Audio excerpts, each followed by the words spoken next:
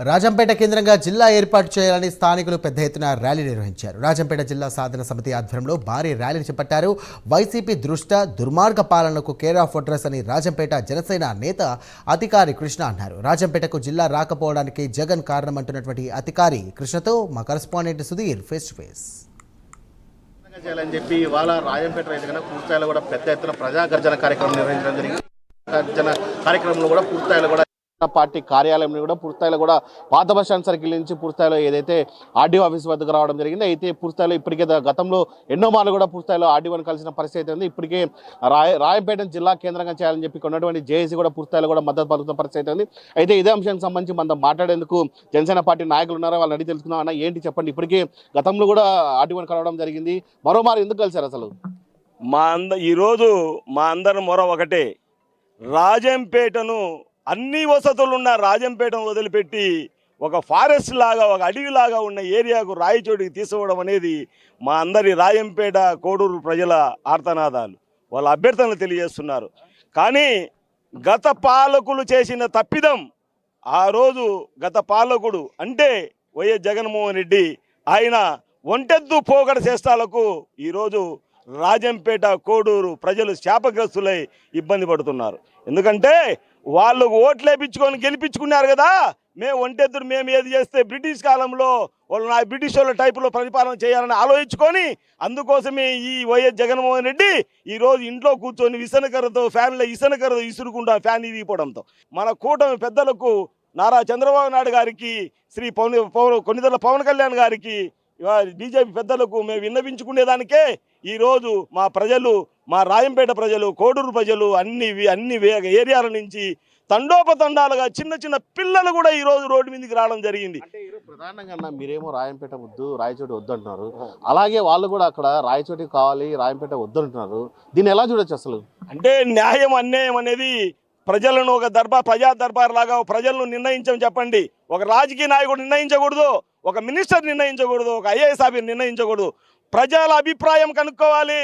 ప్రజలు ఏ పక్క మొగ్గు చూపుతారో ఆలోచించి ఆ రోజు జిల్లా హెడ్ క్వార్టర్ తయారు చేయమని చెప్పాలని మా పెద్దలకు తెలియజేస్తున్నాం. ఎందుకంటే కొంతమంది ప్రజలు వాళ్ళ సైడ్ నుంచి కొంతమంది మినిస్టర్లు ఎక్కువ ఉన్నారు కాబట్టి వాళ్ళ మాట విన్నారు. కానీ ప్రజల విన్నపం వినాలి. మా కూటమి పెద్దలు, మా పార్టీ డిప్యూటీ సీఎం గారు పవన్ కళ్యాణ్ కానీ, మన చంద్రబాబు నాయుడు సీఎం గారు కానీ, బీజేపీ నాయకులు కానీ ప్రజల విన్నపం వినాలి. ప్రజాభిప్రాయం కనుక్కోండి. ప్రజలు ఎట్లా చెప్తే అలాగనే జిల్లాను మనకు ప్రకటించమని మేము తెలియజేస్తున్నాం. మూలాట అన్నట్టుగా కొంతమంది మీసాలు కూడా మెలేస్తున్నారు, మేమే తెచ్చాం, జిల్లాను తెచ్చుకున్నాం, కొంతమంది చేయలేకున్నారు. దీని మీద మీరేమంటారు? అక్కడ ఆయన గొప్పతనానికి ఆ ఊరు ప్రజలు అతను ఓట్లు వేసినారు కాబట్టి ఆయన గొప్పతనానికి ఆయన పని ఆయన చేసుకున్నాడు.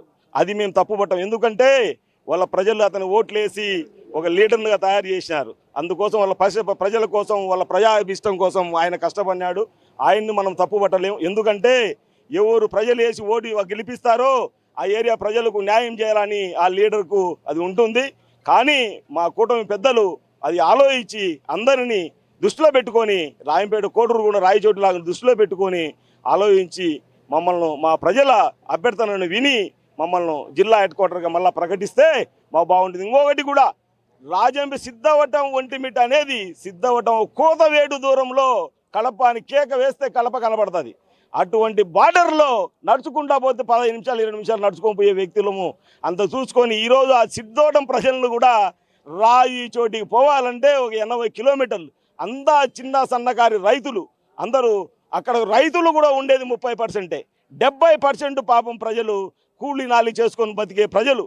ఆ కూలీ నాలి చేసుకునే ప్రజలు రేపు కలెక్టర్ దగ్గరికి వెళ్ళాలా అంటే, ఏదైనా వాళ్ళు అభ్యర్థించుకోవాలా, సోమవారం గ్రీవెన్స్కొని పోవాలంటే ఈరోజు రాయచోటికి పోవాలంటే 3 బస్సులు మారాలా. 3 బస్సులు మారి పోవాలంటే వాళ్ళ పరిస్థితి ఏంటి? రోజు 300, 400, 500 రూపాయలు కూలి కోసం పని చేసుకునే వ్యక్తులు వాళ్ళ పరిస్థితి ఏందని కూడా మనం పునరాలోచించాలా. ఈ జిల్లా హెడ్ క్వార్టర్ రాయంపేట చేస్తే ఎవరికి ఇబ్బంది లేదు, అందరికీ సమూలంగా అన్ని రకాలుగా ఒకటే సెంటర్ అవుతుంది. కాబట్టి ఆలోచించి చేయాలని మా అందరి అభ్యర్థన. ఇది మొత్తంగా చూసుకుంటే కనుక ఏదైతే రాజంపేటను జిల్లా కేంద్రంగా చేయాలని చెప్పి ఇక్కడ ఉన్నటువంటి జేఏసీ కూడా చెప్తున్న పరిస్థితి, అలాగే జనసేన పార్టీ, అలాగే టీడీపీ, అలాగే బీజేపీ అన్ని పార్టీలు కూడా పూర్తిస్థాయిలో కూడా ఇక్కడ తమ వాణిని వినిపిస్తామని చెప్తున్నారు. అయితే ముఖ్యంగా చూసుకుంటే కనుక ఏదైతే జిల్లా కేంద్రం ఏర్పాటు చేయాలనో దానికి సంబంధించినటువంటి అన్ని వసతులు కూడా పూర్తిస్థాయిలో రాజంపేటలో ఉన్నాయని చెప్పి ఇక్కడ చెప్తున్నారు. లేకపోతే కనుక ఈ నెల 23వ తేదీ కూడా పూర్తిస్థాయిలో జేఏసీ కూడా బంద్కు పిలిపించింది.